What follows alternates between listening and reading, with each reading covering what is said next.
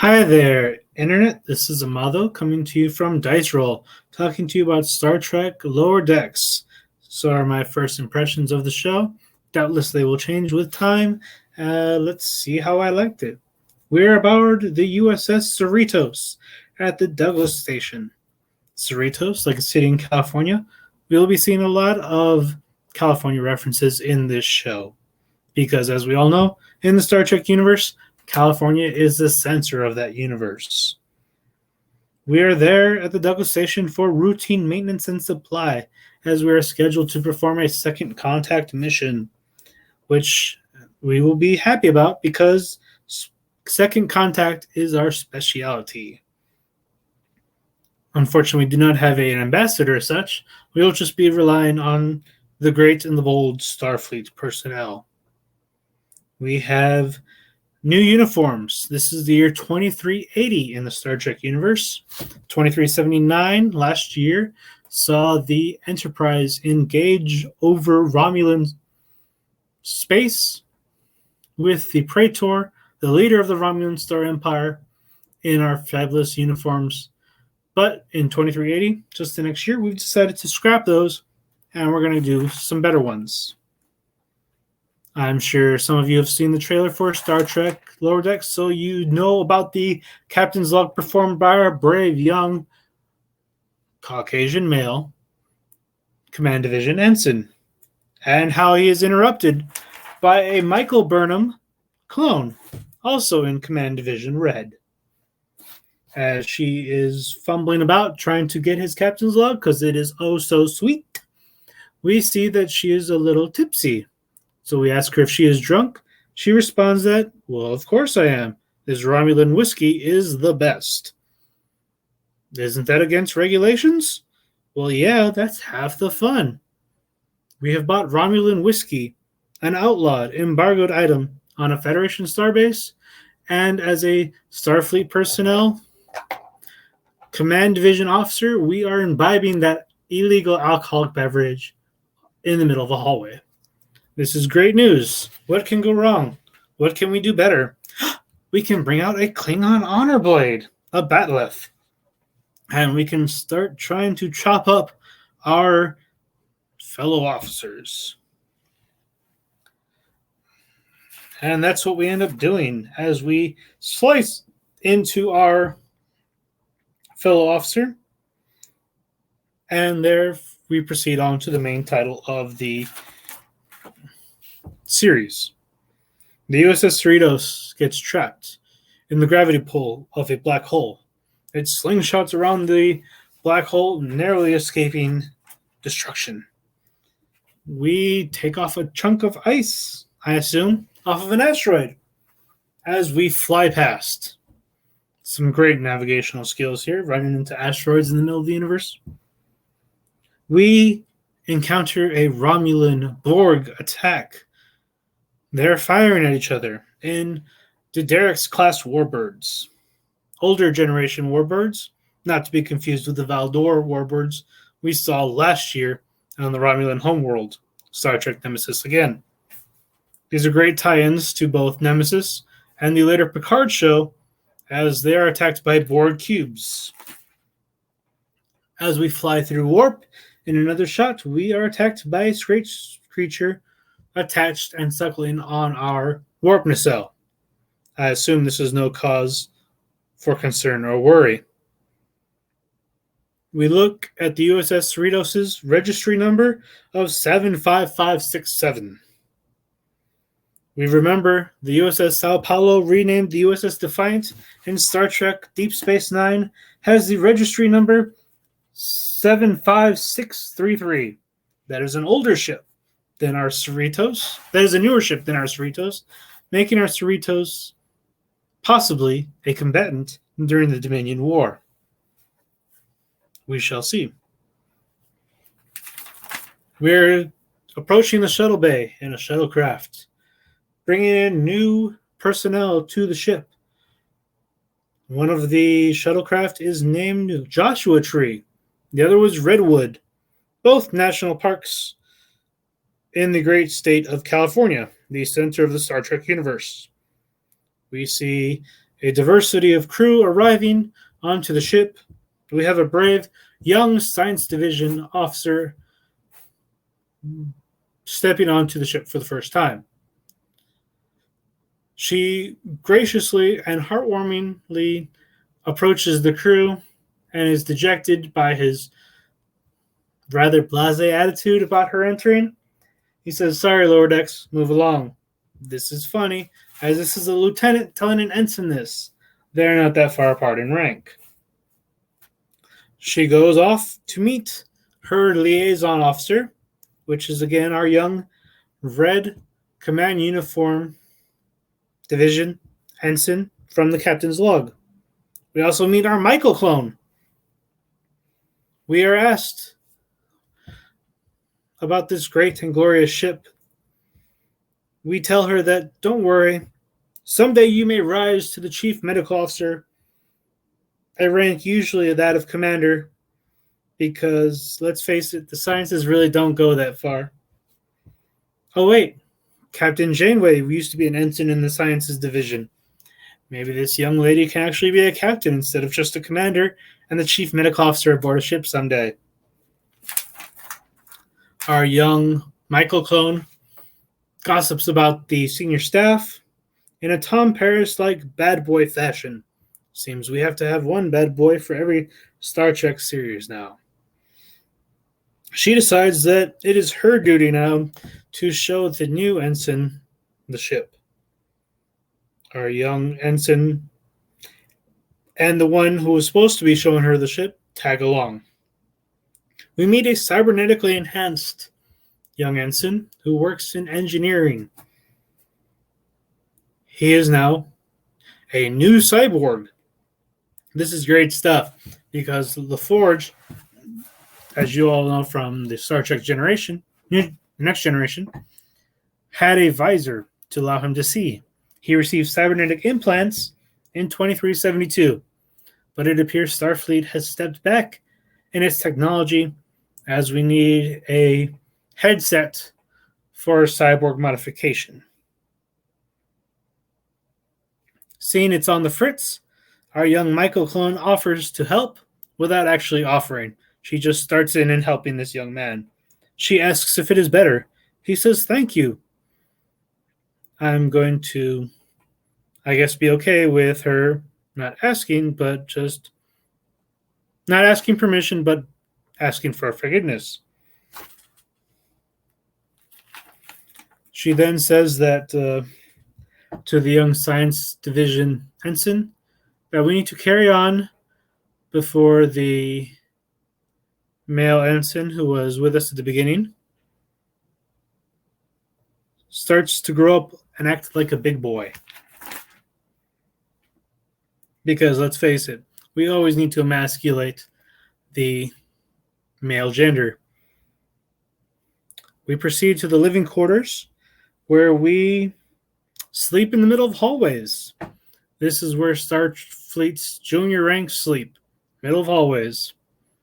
We don't have protection for any punctures in the hull or breaches.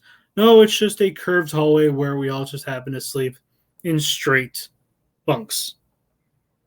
But we do have a great shot as we see a window out at the end of the hallway where we can look out dead center in the middle of the ship as it is flying. How a curved hallway has a straight window, someone can please tell me about that later in the comments. We have to go to the holodeck. We have to see the invention of Star Trek that is the greatest thing ever. Entertainment. Because let's not report to the captain. Let's not report to our duty station for assignment. We need to make sure we see that holodeck. When asked about it, when asked what our favorite spots are, so we can program that into the holodeck, Michael clone goes first and talks about a beach in Hawaii. The young Orion, we find out, ensign, talks about the Arashake Center on Orion. And our young command division male ensign dreams of the warp core. He may be an engineer in disguise. I don't know. He is ordered to report to the bridge.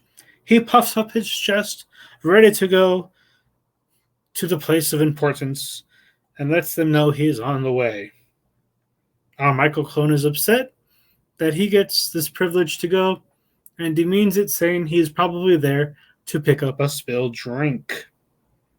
But hey, let's change the settings on the holodeck and let us look at the Olympic training facility, where we have a bunch of all nude males, all big strapping young men with nothing on.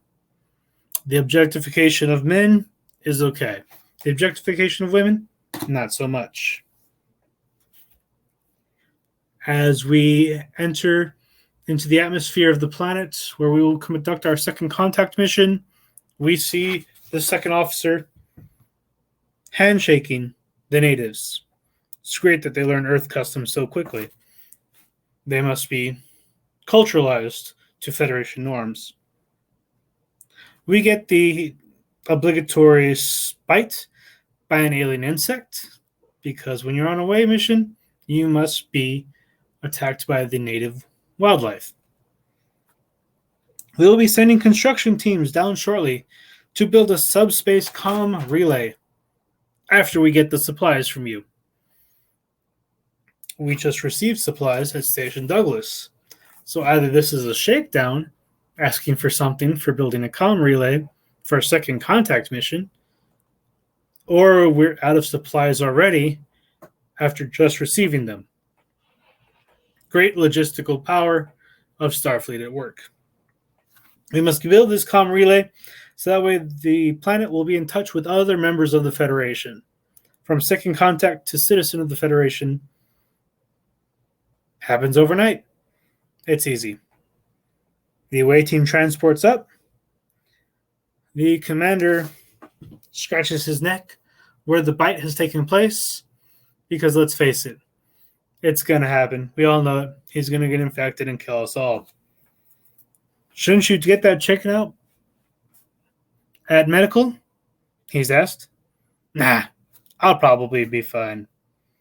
Great words to live by. As our young ensign goes to the bridge, he is met by that same commander who just happens to go from the transporter room to the bridge in nothing flat. Well, it takes our ensign a while to get there. The XO is jealous and asks what the young ensign is doing there. The captain, however, steps in and says, "The ensign is needed with me for a special assignment." We go into the captain's quarters. We see an old California flag in glass. We are told that the young ensign is from Modesto, California, in the class of 79. He has been a Starfleet graduate for 1 year with no demerits. He's going through the new arrival talk, asking what his plans are, what his hopes and dreams are. Does he want to be a captain? Well then, he better accept this assignment from the captain. And we need to make sure that the other young ensign, the Michael Burnham clone that we are with, does not do anything wrong. On the shelf of the captain's quarters, we see a sextant, a model of the ship USS Cerritos, a sword, a baseball, a navy cap. Curious that we see a baseball there, as baseball has not been a prime mover and shaker of anything since it was gone out of fashion in the Star Trek universe 200 years before. And the only other time we have a baseball reference is in DS9 with Captain Sisko. Our young engineer we met earlier is on a date. He's with a Trill woman because she has those glorious spots on her body. He's talking about his fascination with his job and how he'd love to work on the Warp Core someday, but he is relegated to working and fixing the food replicators. Apparently, Star Trek's refrigerator is always on the fritz whenever you bring up food in its presence. Shock. Electricity surges in his cybernetic implant. The young lady gasps. He then says that her comment was illogical and not asking about whether or not the shock and electricity may have hurt him. She wonders what she could have said that could have hurt his feelings. Glad to know that feelings are more important than possible electrocution. Because he looks fine, he should be fine. The bartenders are in the same type of fashion sense that they had in Star Trek Next Generation about 10 years ago. Glad to know that in Starfleet, civilian clothes don't change, but uniforms don't last long. This electrical shock brings an honest moment for the young ensign where he says, "I'm not used to being a cyborg." The young lady responds, trying to reassure him, "My dad was a cyborg." Wait, your dad was a cyborg? So is he dead? Is he no longer a cyborg? That's a very odd place, because we're going to be changing scenes now and watching as our young command division, Michael Burnham and token Caucasian ensign, are bringing duffel bags down to the planet's surface, possibly to actually build the comm array that we've been hearing about. You would think they'd actually have engineers do this and not command division officers, but what do I know? I'm not in Starfleet. As we're working on this comm relay, we notice the Michael Burnham clone is off and away. She commandeers a jeep. Where is she going? Oh, darn it. She's off on her own. That's great. When we go back to the Starship Cerritos, we see the commander who had the bug bite is now in the middle of the bar drinking. We see our young couple flirting. We go back to our XO, and he turns into a rage virus zombie.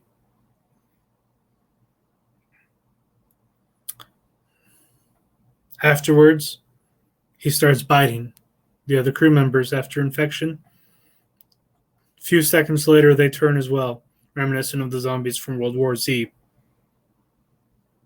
It's terrible, terrible tragedy unfolding in the 10 forward bar area of the starship.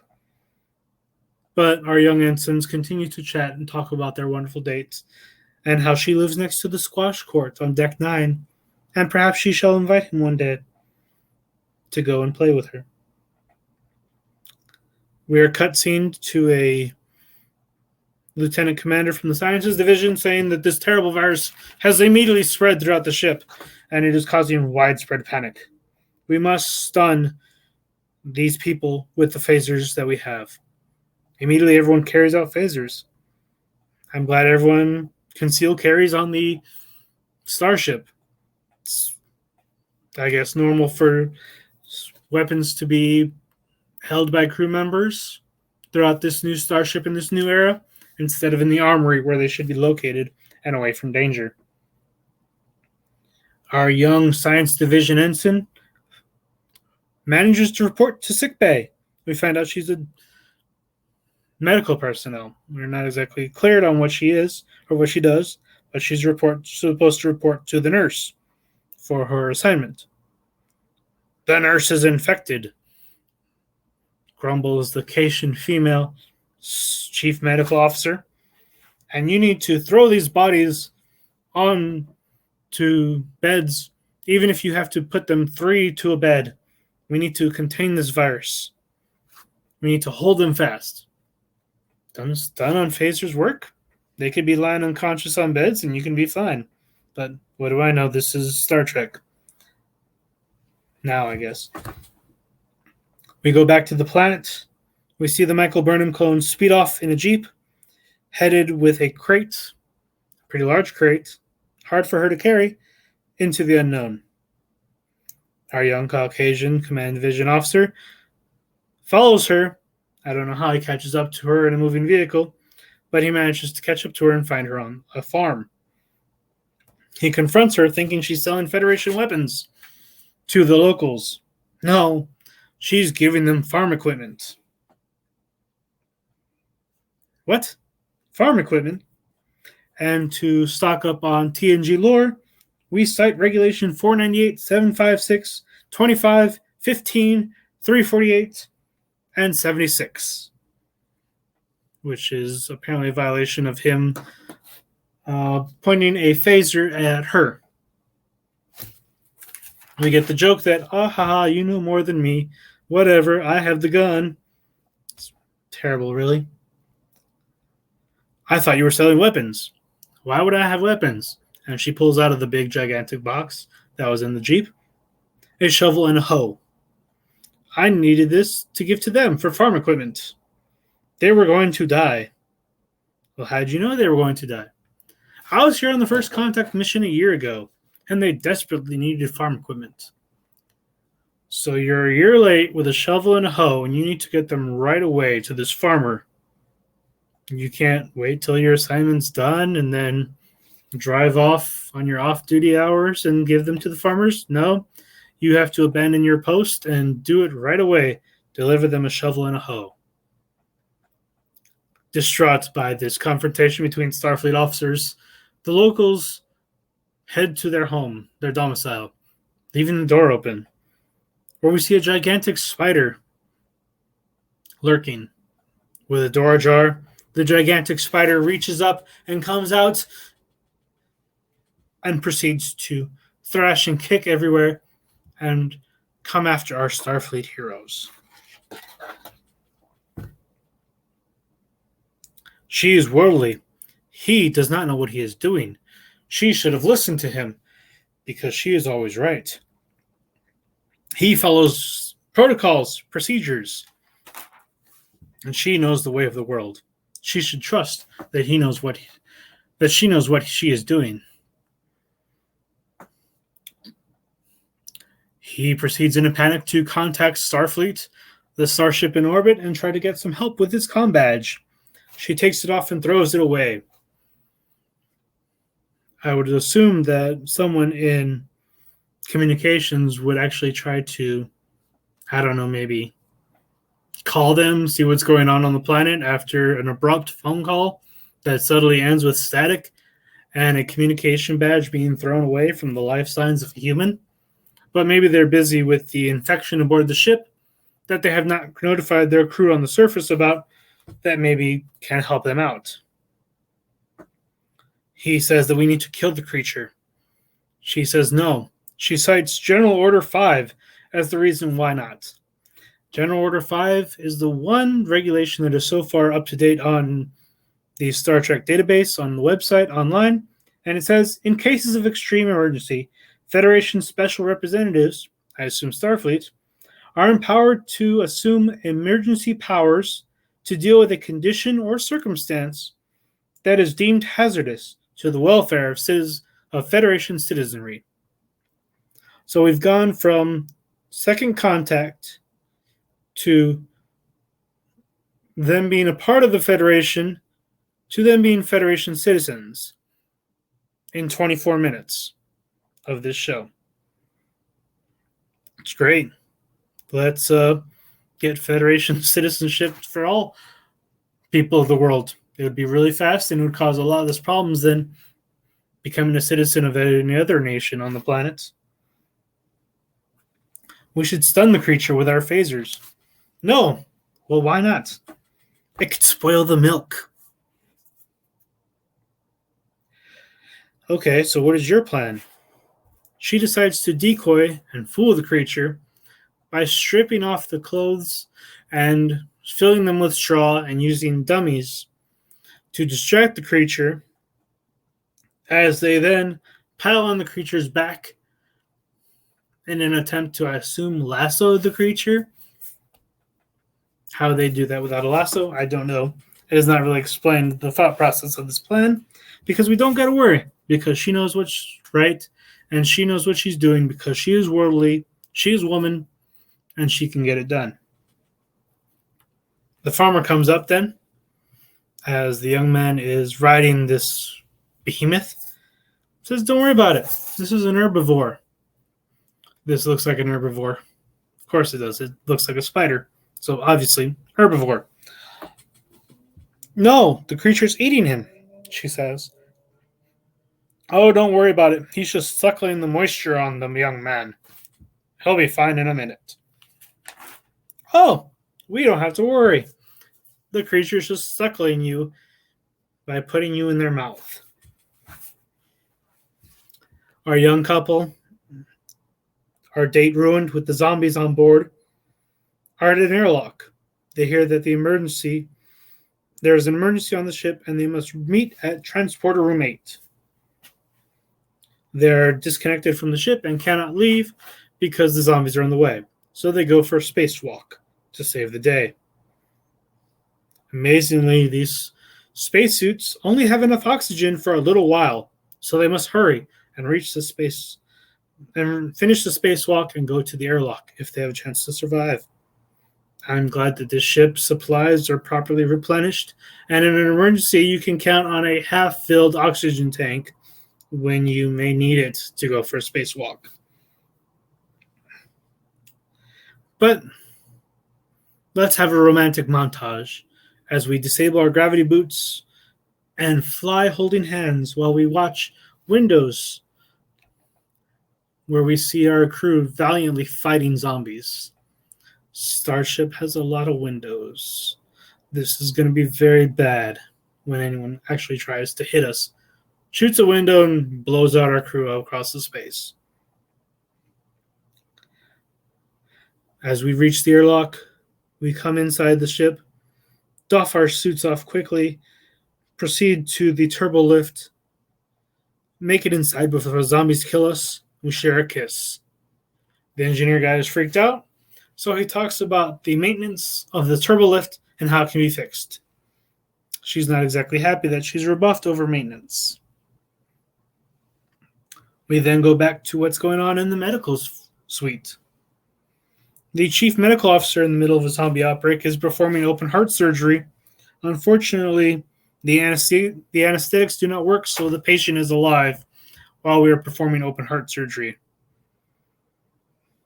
So we need our young, fresh ensign to manually pump this man's heart for the sideshow gimmick of actually showing a heart being pumped manually, I guess, while we're having a zombie apocalypse. Next to the patient with the heart problems, we have 3 zombies on a bed, writhing and flashing and wailing their sighs. On the next 2 beds over, it's empty. I'm sure we thought about this when we placed 3 zombies on a bed, that we have 3 beds and that we can actually fit comfortably, 1 per bed, stun them, keep them unconscious, and keep them from thrashing and tearing us apart. We go back to the farm.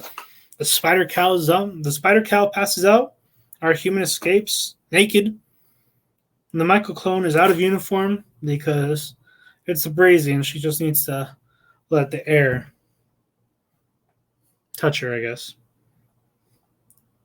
As we proceed back to our rendezvous point,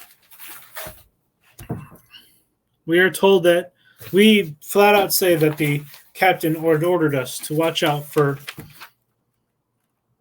bad behavior on the part of the other ensign, because that's what we do. We just flat out orders that we are given by the captain to people we're supposed to be spying on. Michael Burnham clone says that glory is what officers are after. They don't care about the junior personnel. Why do you worship them? Why do you have hero worship of them? That's kind of silly in what we find out later. We go back, we beam up to the ship, and we find ourselves surrounded by zombies.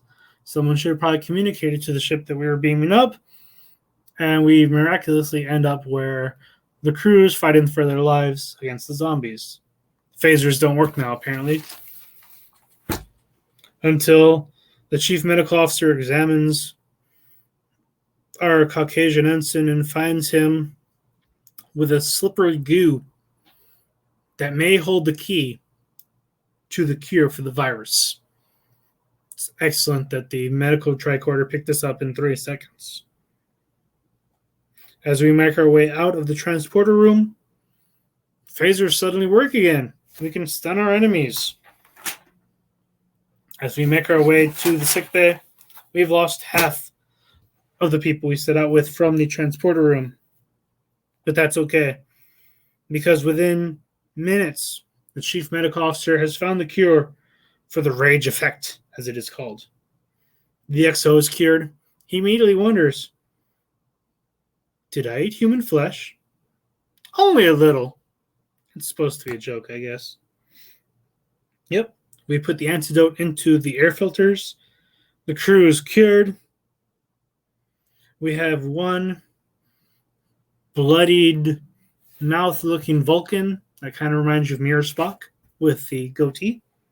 It's a nice little Easter egg there. The captain says, well, good work, Doctor. This is another award if you publish a great paper on it. And Dr. Gross says, yay, more paperwork. The senior staff cheer. The junior officers are exhausted from the work and are mad that they don't receive any accolades for a job well done. The ship is back to normal. The captain is in the middle of a captain's log where she praises her crew, especially the senior staff, for fixing and solving the problem. While a young ensign is looking on to her, making this log, and is feeling thoughts of doubt in the captain. Why is this woman praising the officers when I was the one who found the goo that covered me that saved the ship? I should be responsible for the safety of the crew because I was suckled on by a giant spider that left goo that saved the ship. I am entitled to be recognized for my achievement of being suckled by a spider. This makes it easy for him to turn on his captain and disobey orders, and when making his report to the captain of any insubordinate behavior or any unusual behavior from the other ensign, the Michael clone, he says, no, everything was fine. She says, really? You were covered in bite marks and covered in goo. And you were wearing someone else's clothing because he was naked. No. When the goo that, I can't remember much really, he says, from the goo that saved the ship that was on my body. She's annoyed, but she can't say anything about it. We find out her name is Captain Freeman, and the young ensign, the Michael clone, is named Ensign Mariner. We find out from the admiral that she has instant contact with. There's no wait in Star Trek for a phone call. That doesn't happen. He asks us about the rage virus. She goes, nah, just someone eating somebody. No big deal. The admiral and the captain seem to be former partners. They talk about the ensign and how she needs to be reassigned because she is insubordinate. We then meet up with our junior officers, our ensigns on the personnel of the ship. We confess that we did not tell the captain about any insubordinate behavior. The Michael clone is astonished. You're supposed to be the protocol guy. You're supposed to be the one to tell the truth. You didn't. Oh my God, you're an actual human being. Yes, it is great that we reward those who defy their oaths and lie to their captains. She is now his mentor. She calls herself his mentor. Don't worry, you are my Charich, which is a Klingon expression for my second. It's amazing the Klingon values and knowledge she has with missing major gaps in their culture and not using them for a racist foil. But hey, this is awesome. The Michael clone can use racist stereotypes and be sexist, but no one else can.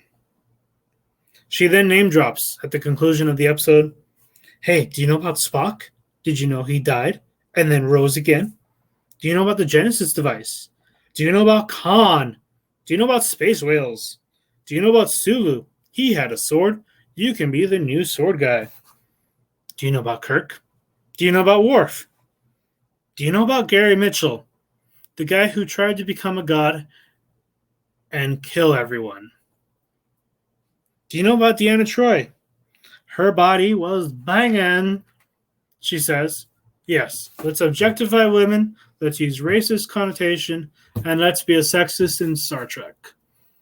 This is who your main character is going to be for Star Trek Lower Decks. This is Rick and Morty. Come to Star Trek, is what they advertise this as. I used to like Star Trek. I grew up watching Star Trek. I was happy with the stories and with the message it told me because it dreamed of a better world and it showed us how we can live in that world together and how the Federation was above such petty concerns and that we can be that way too if we choose to be. But now, in an era of cultural relativism, we have decided to abandon these principles and go for the cheap laugh, the cheap thrill, using story tropes that have been used and tried again to launch. Well, it's a relaunch because it's an actual copy of an episode because we've been infected with a parasite. We've tried to use zombies to take over the ship. And we've flouted rules and regulations to do whatever we want in the service of our own ambitions because we think that the officers appointed over us do not care for our best interest and only seek the glory and the honor. This is a sad Star Trek. If this is the case, I don't want any part of it. But I will watch it and see if it gets better. So hopefully that you don't have to watch it if it's going to be this bad. This has been Amado from Dice Roll. Have fun, be a kid, get good grades, and listen to your teachers. This is knowledge that has been passed on to me that I bequeath to you. Have a wonderful day.